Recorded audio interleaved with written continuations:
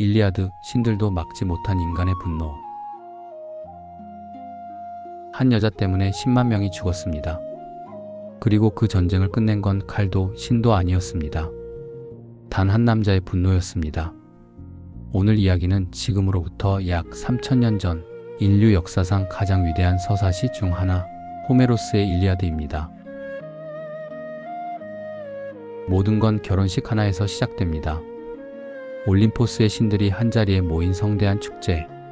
그런데 딱 한 명 초대받지 못한 신이 있었습니다. 불화의 여신 에리스? 분노한 에리스는 잔치 한복판에 황금 사과 하나를 던집니다. 사과에는 단 한 줄이 새겨져 있었습니다. 가장 아름다운 자에게. 헤라, 아테나, 아프로디테. 세 여신이 동시에 손을 뻗었습니다. 신들의 왕 제우스는 이 분쟁에 끼고 싶지 않았습니다.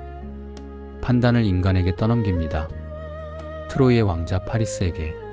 세 여신은 각자 파리스에게 뇌물을 제안했습니다. 권력, 지혜, 그리고 세상에서 가장 아름다운 여인. 파리스는 세 번째를 골랐습니다. 그리고 그 선택 하나가 트로이를 지도에서 지워버립니다. 아프로디테가 약속한 여인의 이름은 헬레네. 스파르타 왕 메넬라우스의 아내였습니다. 파리스는 메넬라우스의 손님으로 환대를 받으면서 그 집의 왕비를 트로이로 데려갔습니다. 그리스 전역의 왕들이 일찍이 맺어둔 맹약이 있었습니다. 헬레네가 선택한 남자를 우리 모두가 지킨다. 메넬라우스는 그 맹약을 소환합니다. 천척의 배가 트로이를 향해 출항했습니다. 트로이 전쟁은 10년이 지나도록 끝나지 않았습니다. 트로이의 성벽은 난공불락이었고 맏아들 헥토르가 지키는 한 성은 무너지지 않았습니다. 그리스 진영에는 최강의 전사 아킬레우스가 있었습니다. 그런데 일리아드의 진짜 이야기는 전쟁이 아닙니다. 아킬레우스의 분노가 진짜 이야기입니다. 총사령관 아가멤논이 아킬레우스의 전리품인 여인을 빼앗았습니다. 아킬레우스는 전쟁에서 손을 뗍니다.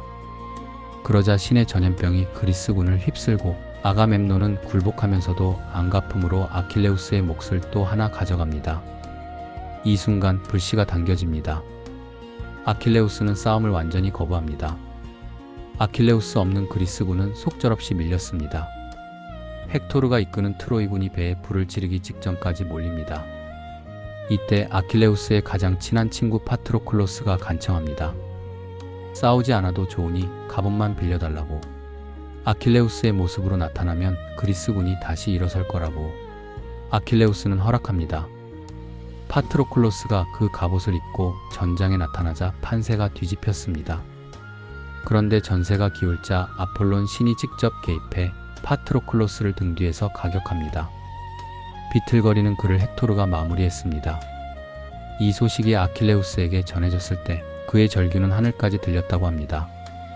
다음날 아침 신의 대장장이가 만들어준 새 갑옷을 입은 아킬레우스가 전장에 섰습니다. 그 기세에 트로이군은 성벽 안으로 모두 도망쳤습니다. 단 한 명 헥토르만 빼고. 두 영웅이 마주쳤습니다. 헥토르는 자신이 질 것을 알았습니다. 그래서 도망쳤습니다. 성벽 주위를 3바퀴나 돌며 하늘에서 제우스가 저울을 꺼냅니다. 두 사람의 운명을 올려놓자 헥토르의 쪽이 가라앉았습니다. 네 번째 바퀴에서 헥토르는 멈춥니다. 아테나가 친구의 모습으로 나타나 함께 싸우자고 속였기 때문입니다. 돌아선 헥토르는 죽는 순간까지 싸웠습니다.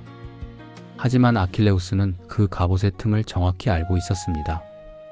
그 갑옷은 원래 자신의 것이었으니까요. 아킬레우스는 헥토르의 시신을 전차에 묻고 매일 트로이 성벽 주위를 돌았습니다. 그러다 어느 날 밤 늙은 트로이 왕 프리아모스가 혼자 적진으로 걸어 들어왔습니다. 금은 보화를 가득 실은 수레와 함께 그는 아킬레우스 앞에 무릎을 꿇었습니다. 그리고 아킬레우스의 손에 입을 맞췄습니다. 자기 아들을 죽인 그 손에. 아킬레우스는 고향에 두고 온 자신의 아버지를 떠올렸습니다. 두 사람은 함께 울었습니다. 적으로 만났지만 그 순간만큼은 그냥 두 명의 인간이었습니다. 아킬레우스는 시신을 돌려주었습니다. 트로이는 열흘 동안 헥토르의 장례를 치렀습니다. 여기서 일리아드는 끝납니다. 트로이 목마도, 아킬레우스의 죽음도, 성의 함락도, 이 이야기 안에는 없습니다. 호메로스는 전쟁 전체 대신 단 한 가지를 기록했습니다. 분노, 그리고 그 분노가 녹아내리는 순간 3000년이 지난 지금도 이 이야기가 살아있는 이유는 영웅들의 무용담 때문이 아닙니다. 무릎 꿇은 노왕과 그 앞에서 무너진 전사, 그 인간적인 순간 때문입니다. 오늘 이야기가 유익하셨다면 좋아요, 구독으로 응원해주세요.